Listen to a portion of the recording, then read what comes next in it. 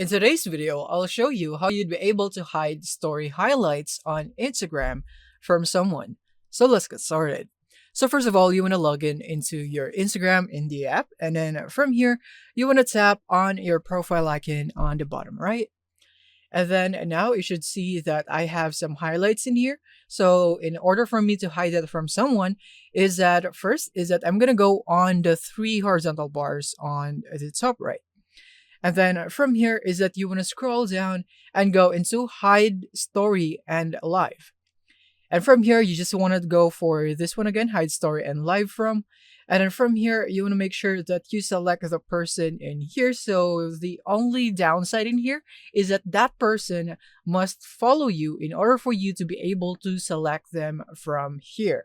So now I have selected that user. I'm going to now tap here on done. And here it is. So I have my highlight in here just so that you can check. And now I'm going to go log in into that account. And I'm going to go visit that profile in here and see if I can see that story. So I'm going to go for my account right here. And now, as you can see, I am not seeing any highlights in here. So if I would go back in here and undo the um hide story that I did and done. As you can see, I have now unchecked that, and when I go back in here and go into that account again, I will now be able to see the highlight in here.